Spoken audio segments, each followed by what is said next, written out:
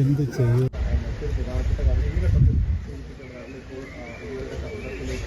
വന്നിരിക്കുന്ന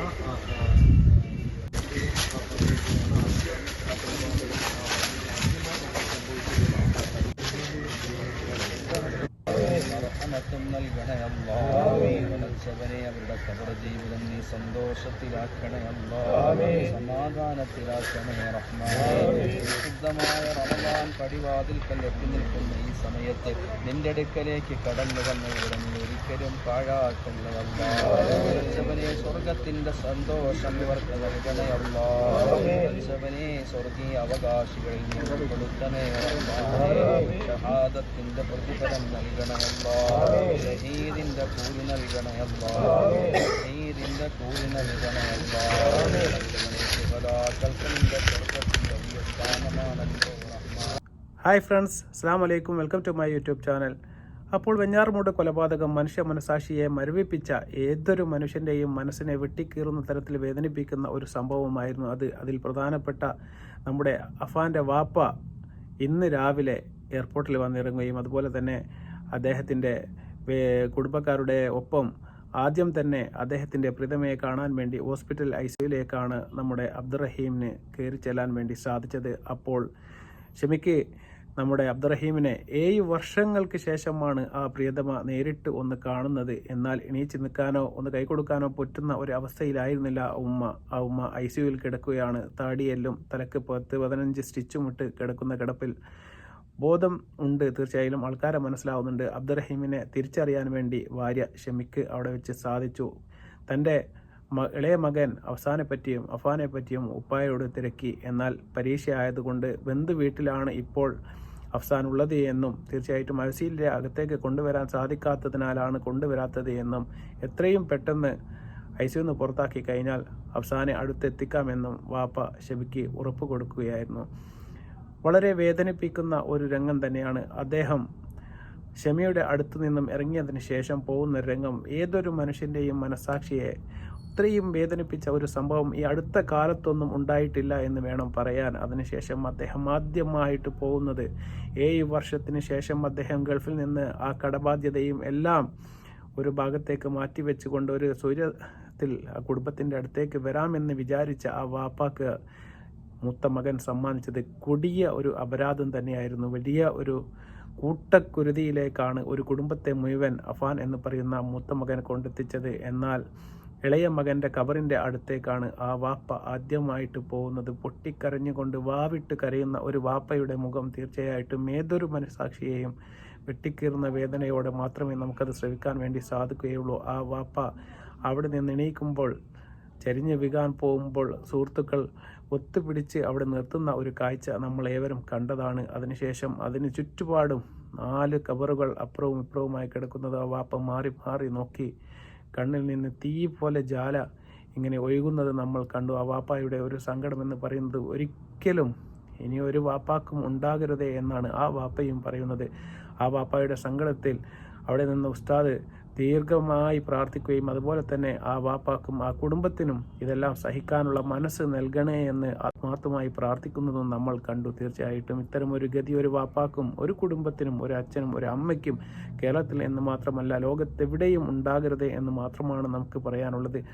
തീർച്ചയായിട്ടും അഫാൻ എന്ന് പറയുന്ന ആ വ്യക്തി ഇപ്പോഴും ആ ചെയ്ത കാര്യത്തിൽ യാതൊരു മനഃശാസ്ത്രവും ഇല്ലാതെ ഒരു പിശാചിൻ്റെ മനസ്സിൻ്റെനേക്കാൾ അതിക്രൂരമായ ഒരു മനസാക്ഷിയുള്ള ഒരു മനുഷ്യനാണ് അദ്ദേഹത്തിൻ്റെ മൂത്തമകൻ എന്ന് വേണം നമുക്ക് അനുമാനിക്കാം.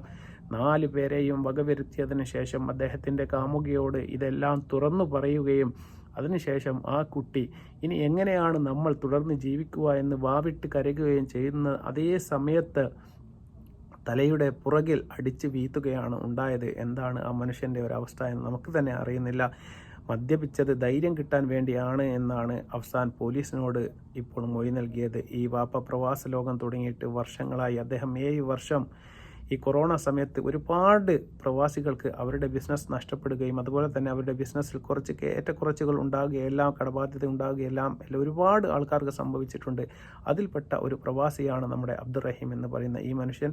ഈ മനുഷ്യൻ്റെ ബിസിനസ്സും അവിടെ ഈ കൊറോണ സമയത്ത് തകരുകയും ഒരുപാട് കടബാധ്യത അദ്ദേഹത്തിന് വന്നു ചേരുകയും ചെയ്തു. എന്നാൽ ഇതെല്ലാം ഒരു 2-3 വർഷം കൊണ്ട് ശരിയാക്കിയെടുത്തതിന് ശേഷം നാട്ടിലേക്ക് സുഖമായിട്ട് പോകാം എന്ന് വിചാരിച്ച് കാത്തിരിക്കുന്ന വാപ്പ തീർച്ചയായിട്ടും അറിഞ്ഞത് ഒരു വാപ്പയും കേൾക്കാൻ ആഗ്രഹിക്കാത്ത ഒരു വാർത്തയായിരുന്നു. തൻ്റെ ഇളയ മകൻ മരിച്ചിരിക്കുന്നു, മൂത്ത മകനാണ് കൊലപാതകം ചെയ്തിരിക്കുന്നത്, അതുപോലെ തന്നെ മൂത്താപ്പയെയും അതുപോലെ തന്നെ ഉമ്മായെയും എല്ലാം അദ്ദേഹത്തിൻ്റെ ഭാര്യയും എല്ലാം ഈ മകൻ വകവരുത്തിയിരിക്കുന്നു എന്ന ഒരു വിഷമകരമായ ഒരു വിവരമാണ് അദ്ദേഹത്തിന് ഗൾഫിൽ വേണ്ടി വെച്ച് കേൾക്കാൻ വേണ്ടി സാധിച്ചത്.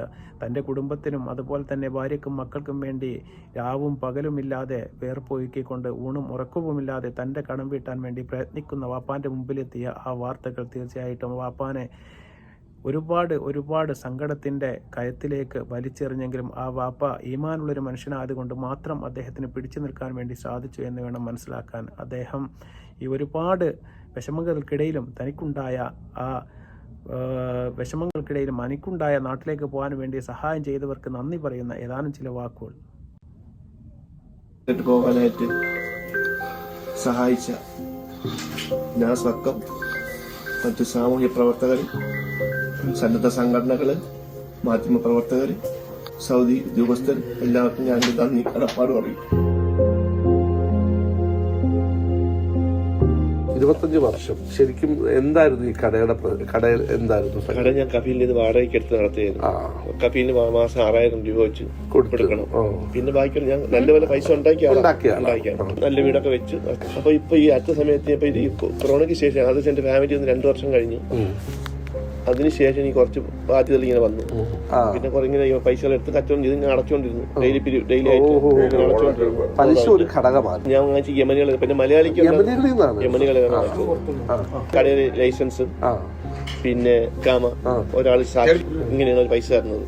അപ്പൊ ഞാനിങ്ങനെ വാങ്ങിച്ചോണ്ടിരുന്നു അടച്ചോണ്ടിരുന്നു. പറ്റുന്നു ഇപ്പൊ ഈ അടുത്ത സമയത്ത് കച്ചവടം ഡൗണായി വന്നോണ്ടിരിക്കുകയായിരുന്നു. നമ്മളെങ്ങനെയും മേക്കപ്പ് ചെയ്ത് പോകാൻ വേണ്ടിയിട്ട് കഫീലിന് കൊടുക്കണം, നമ്മുടെ കാര്യങ്ങൾ നടക്കണം, വീട്ടിലെ കാര്യങ്ങൾ നടക്കണം, എല്ലാം കൊണ്ടും ചെയ്തുകൊണ്ടേ ഇരുന്ന് കച്ചവടം. അപ്പൊ പെട്ടെന്ന് ഞാനിപ്പോ കുറച്ച് അടുത്തടുത്ത് 2 പൈസ എടുത്തു. 30 റിയാൽ എടുത്തു. അതിൽ കുറച്ച് ഞാൻ അടച്ചും കൊടുത്തു. അപ്പൊ അതിനിടയിൽ ഒരു ജാമ്യം വേറെ മലയാളി ഉണ്ടായിരുന്നു, പാലക്കാട്ടുകാരൻ. അപ്പൊ അദ്ദേഹത്തിനുള്ള കടത്തിനെ പറ്റിയും അദ്ദേഹം വായ്പ വാങ്ങിയ യമനികളെടുത്തുനിന്ന് 28,000 റിയാൽ വാങ്ങിയതിനെ പറ്റിയും മലയാളികളെടുത്തുനിന്ന് കടം വാങ്ങിയതിനെ പറ്റിയും നാട്ടിലുണ്ടായ 5 ലക്ഷം രൂപയെ പറ്റിയും എല്ലാം വാപ്പ പറയുന്നുണ്ട്. എന്നാൽ ആ കടം മാത്രമല്ല നാട്ടിലുള്ളത് എന്ന ഒരു സത്യാവസ്ഥ വാപ്പ ഇപ്പോഴും അറിയുകയില്ല. ഏകദേശം 60-65 ലക്ഷത്തിൻ്റെ മുകളിൽ നാട്ടിൽ കടമുണ്ട് എന്നാണ് നമുക്ക് അനൗദ്യോഗികമായ വൃത്തങ്ങളിൽ നിന്നും കിട്ടുന്ന വിവരങ്ങൾ വെച്ചിട്ട് വാർത്താ ചാനലുകളെല്ലാം റിപ്പോർട്ട് ചെയ്തത്. ഏകദേശം 65 ലക്ഷം രൂപയുടെ മുകളിൽ ആ കുടുംബത്തിന് കടമുണ്ട് എന്നാണ്. പക്ഷേ വാപ്പ ഇപ്പോൾ പറയുന്ന കണക്കുകളുമായി അത് പൊരുത്തപ്പെട്ടു പോകുന്നില്ല. തീർച്ചയായിട്ടും കുറച്ച് ദിവസങ്ങൾക്ക് ശേഷം വാപ്പാക്ക് അതിൻ്റെ ഏകദേശ രൂപങ്ങളെല്ലാം കിട്ടുമെന്ന് നമ്മളും പ്രതീക്ഷിക്കുന്നു.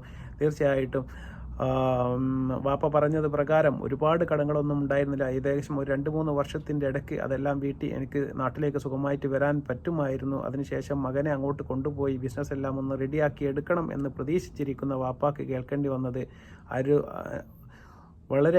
വളരെ വിഷമകരമായ ദാരുണമായ ആ കൊലപാതകത്തിൻ്റെ കഥകളാണ്. തീർച്ചയായും പാങ്ങാട് ജുമാ മസ്ജിദിൽ വെച്ച് ആ 4 ഖബറിസ്ഥാനിലും മാറി ദുആ ചെയ്തതിന് ശേഷം നമ്മുടെ അബ്ദുറഹീം അദ്ദേഹത്തിൻ്റെ ബന്ധുവിൻ്റെ വീട്ടിലേക്ക് തിരിച്ചു പോവുകയാണ് ചെയ്തത്. തീർച്ചയായിട്ടും അദ്ദേഹത്തിന് പടച്ച തമ്പുരാൻ ഒരുപാട് ക്ഷമയും അതുപോലെ തന്നെ ഇനിയും ജീവിതത്തിലേക്ക് തിരിച്ചു വരാനും അതുപോലെ തന്നെ ഇനി ഒരുപാട് കാര്യങ്ങൾ അദ്ദേഹത്തിന് ചെയ്യാനുമുണ്ട്. അതിനെല്ലാം പടച്ച തമ്പുരാൻ അദ്ദേഹത്തിന് ആഫിയത്തും അതുപോലെ തന്നെ ആരോഗ്യവും അതുപോലെ തന്നെ ക്ഷമയും നൽകട്ടെ എന്ന് മാത്രം നമ്മളും ദുആ ചെയ്യുന്നു. തീർച്ചയായിട്ടും വീണ്ടും നല്ലൊരു വീഡിയോവുമായി അടുത്ത ദിവസം വരുന്നതുവരെ അസ്സലാമു